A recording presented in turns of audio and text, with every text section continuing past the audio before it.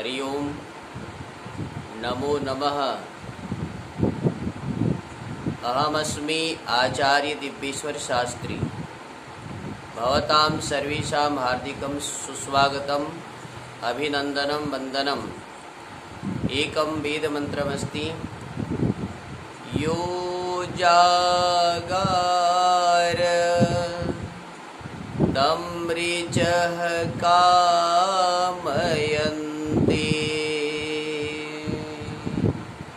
नमो नमः, सुस्वागतम।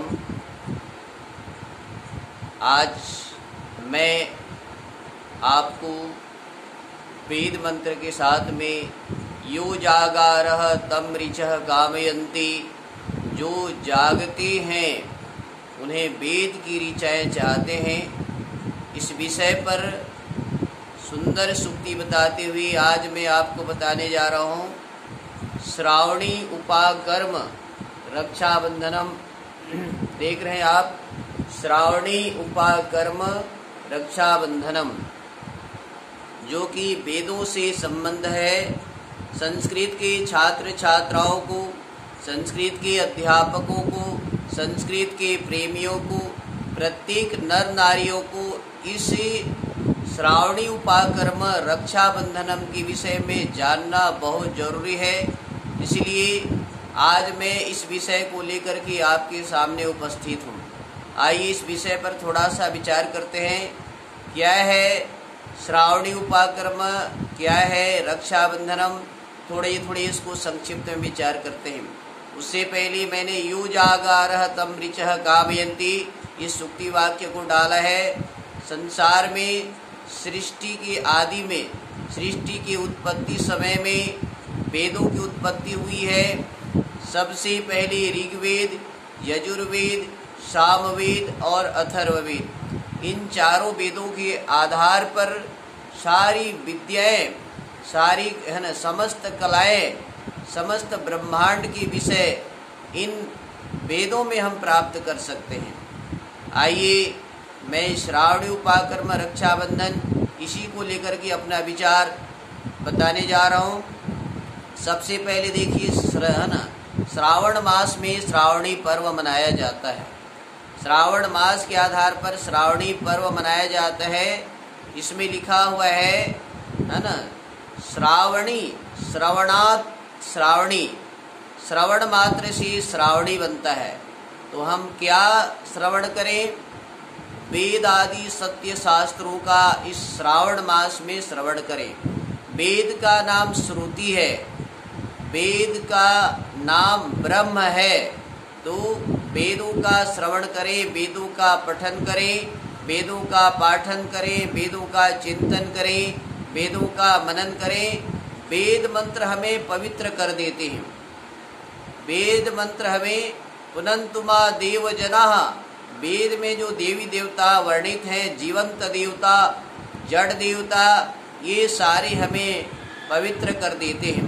आपने सुना, यो जागारः तं ऋचः कामयन्ति, जो जागते हैं, जो कुछ करते हैं, जो परिश्रम करते हैं, पुरुषार्थ करते हैं, उन्हें वेद की ऋचाएँ चाहते हैं। सज्जनों, धर्म प्रेमी बंधुओं, हमारा बड़ा सौभाग्य है कि जिस भारत देश में हम पैदा हुए हैं वहाँ पर ये चारों वेद उपलब्ध है। यहाँ की शिक्षा को प्राप्त करने के लिए, वैदिक शिक्षा को प्राप्त करने के लिए देश विदेश से लोग आया करते थे। इसलिए कहा गया है, एतद् देश प्रसूतस्य सकाशादग्रजन्मनः स्वं स्वं चरित्रं शिक्षेरं पृथिव्यां सर्वमानवाः। इस देश में इस वैदिक शिक्षा को प्राप्त करने के लिए, वेदों की शिक्षा को प्राप्त करने के लिए, इस धर्म शिक्षा को प्राप्त करने के लिए पूरे विश्व ब्रह्मांड के लोग लालायित रहते थे, यहाँ आया करते थे। इसलिए यह भारत देश विश्व का गुरु कहलाता है। अब भारत का भी अर्थ होता है, भा का अर्थ है ज्ञान और रत का अर्थ है लगा हुआ, है ना, रत का अर्थ है लगे, ज्ञान विज्ञान में लगा हुआ यह देश भारत देश कहलाता है। तो आइए श्रावणी उपाकर्म के बारे में विचार करते हैं। श्रावणी, श्रवणात् श्रावणी, वेदों का शास्त्रों का श्रवण करने से, वेद मंत्र को सुनने से, वेदों को पढ़ने से, वेदों को पढ़ाने से हम जो है इस श्रावणी की सार्थकता को जान सकते हैं। उपाकर्म, उप का अर्थ है समीप, कर्म का अर्थ है श्रेष्ठ कर्म। वेदों के समीप जाएंगे। वेद अर्थात ब्रह्म, ब्रह्म को भी वेद कहा जाता है।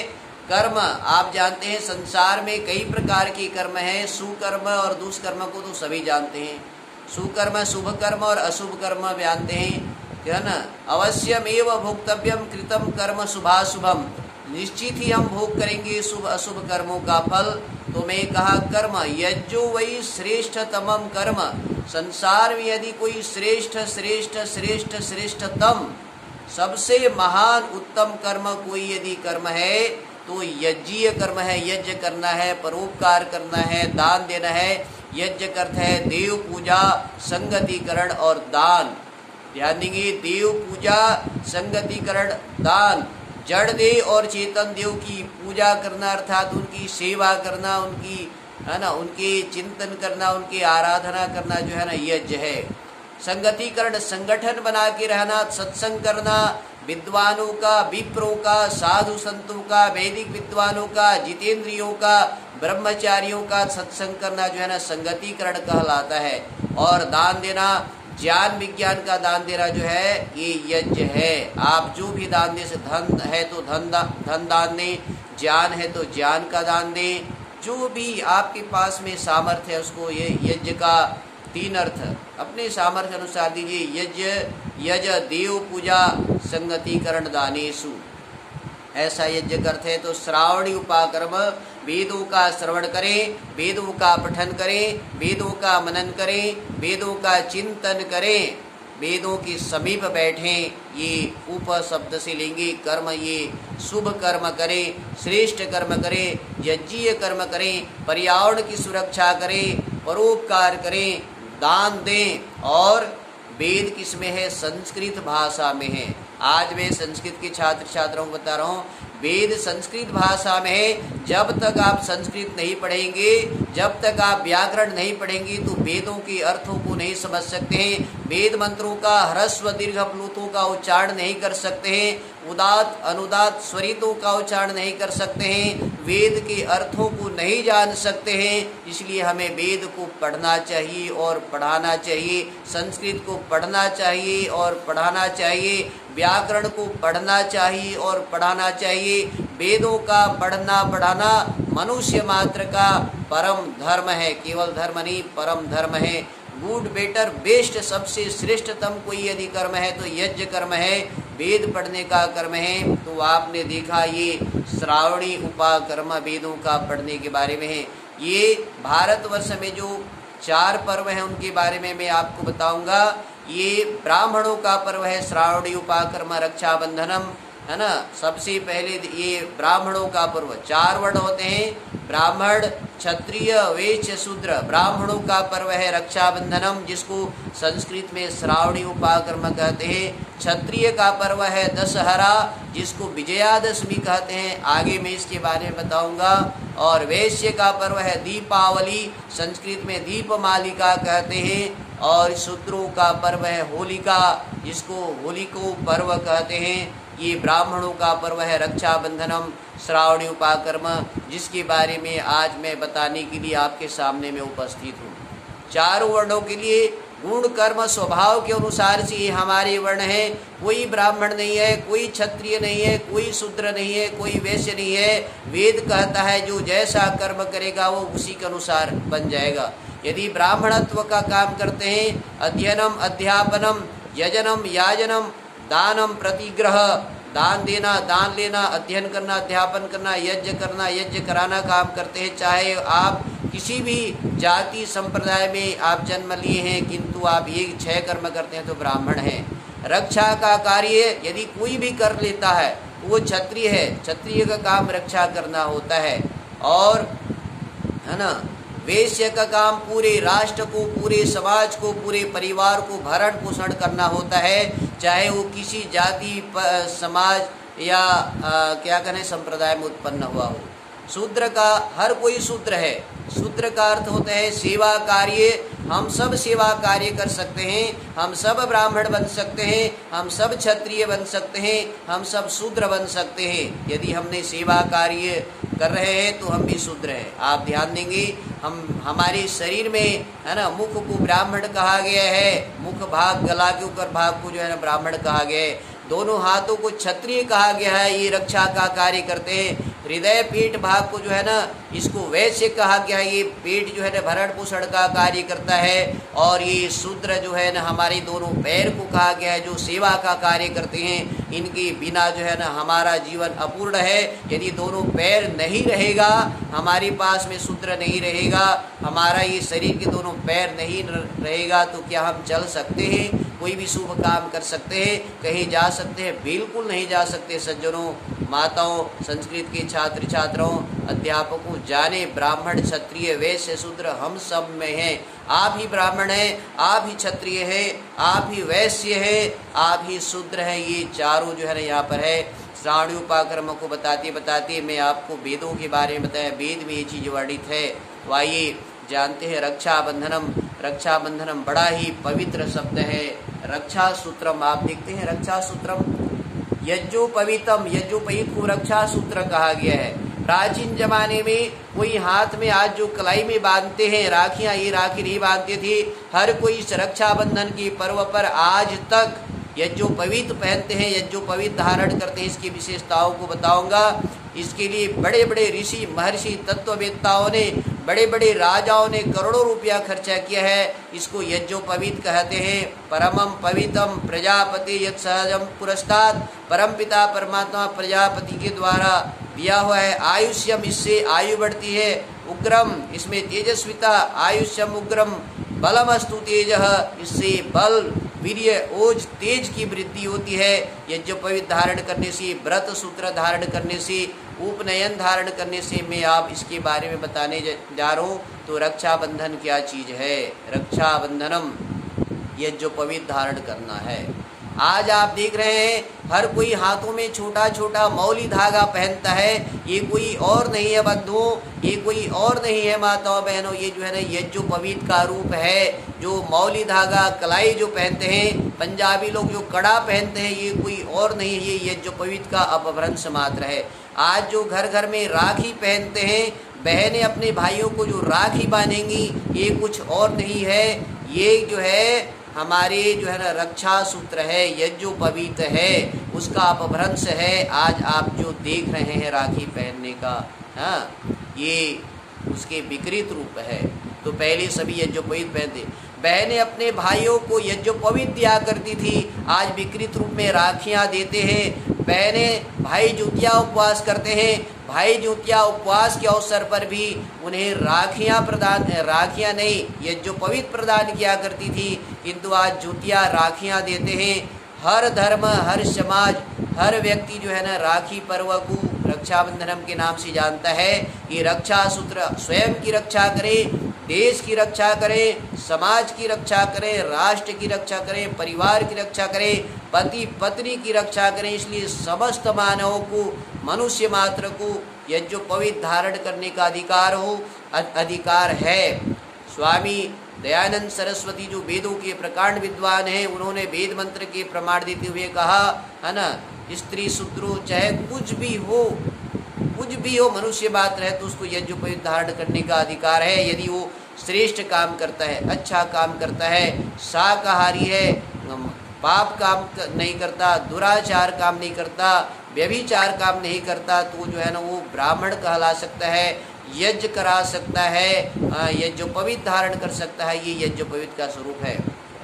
आइए थोड़ा मैं आपको बता दूं, ये रक्षाबंधन क्या चीज़, आज राखी क्यों बांधना चाहिए, ये आजकल की मैं बहनों को बताना चाहूँगा।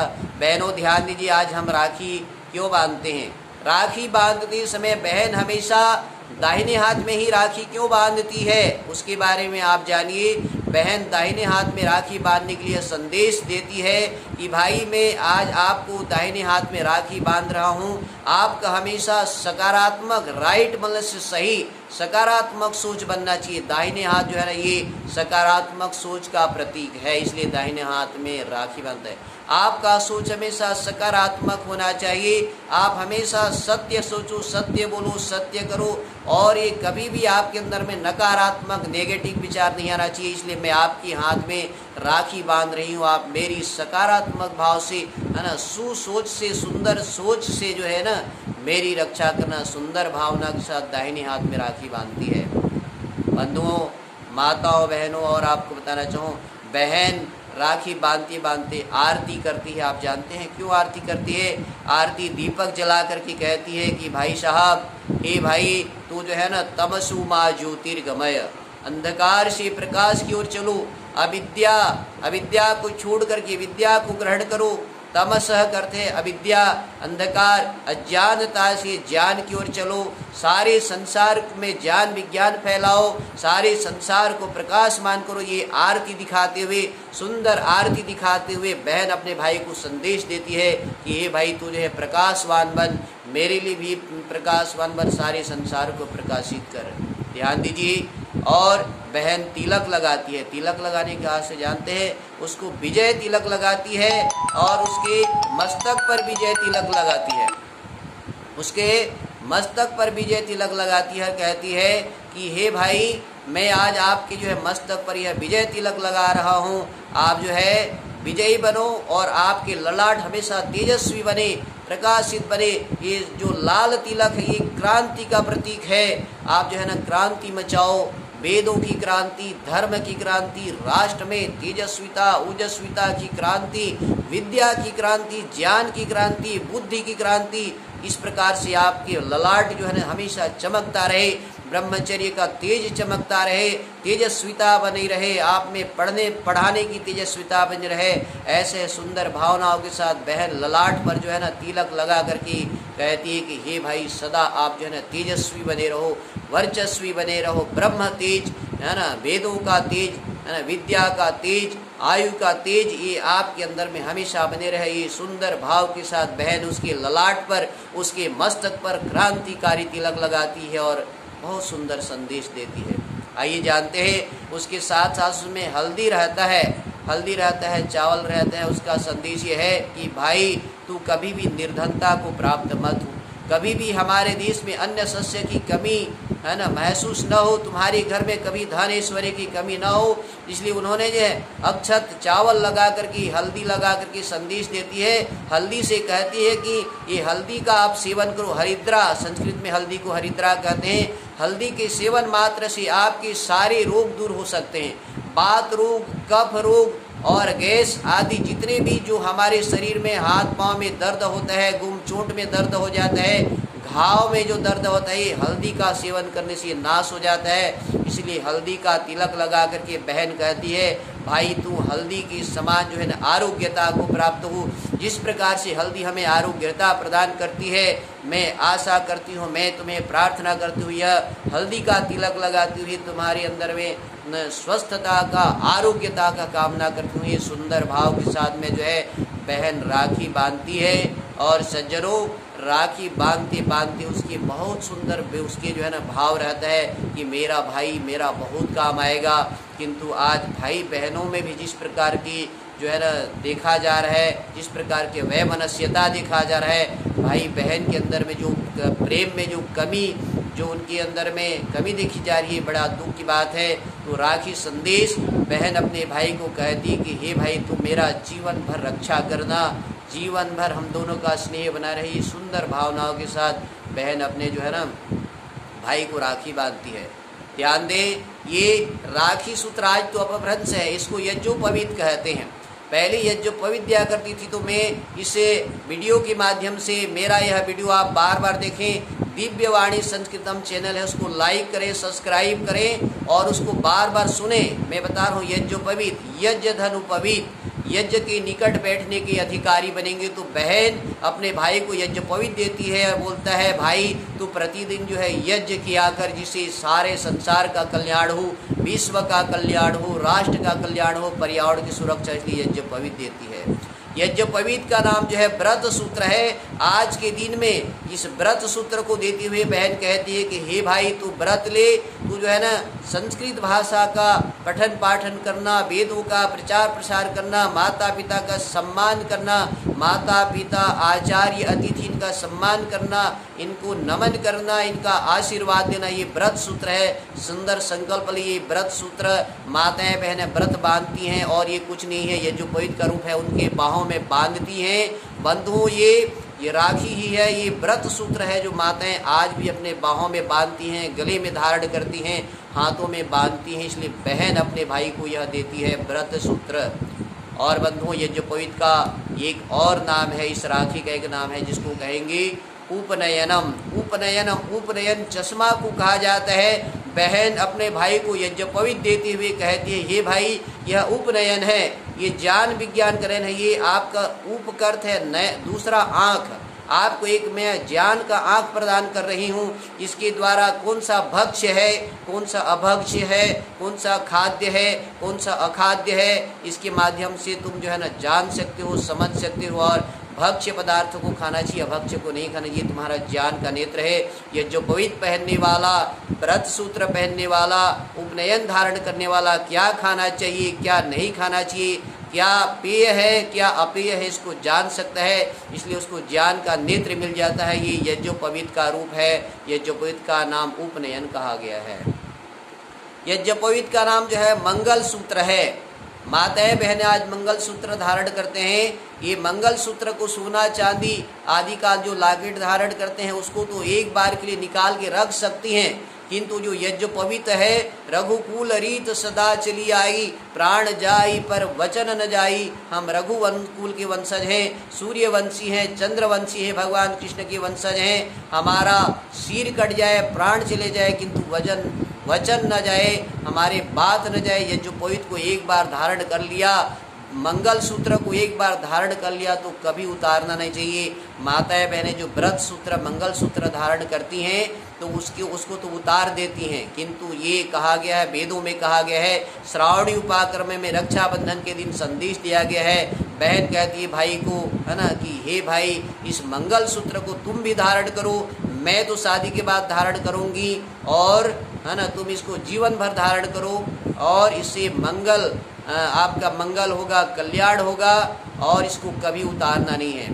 शादी के समय में, आज विवाह के समय में ये जो पवित्र दिया जाता है ना, ये है ना भगवान राम भगवान कृष्ण जब है ना राम जी सीता से विवाह किए, कृष्ण जी रुक्मणी से विवाह की, तो उन्हें मंगल सूत्र के नाम पर यज्ञोपवीत पहनाए थी। टीवी में आप और कुछ देखे होंगे, किंतु शुद्ध रामायण महाभारत में देखेंगे उनको यज्ञोपवीत दिया जाता है। आज भी लोकल शादियां होती है, गांव-गांव में, घर में शादी होती है, तो उनको जो है एक सफ़ेद धागा बांधा जाता है। आप ध्यान देंगे उस सफ़ेद धागा में कुछ आम पत्ती, कुछ पान पत्ती, कुछ हल्दी बांध करके उसको दिया जाता है। वो कुछ और नहीं है, वो यज्ञोपवीत है।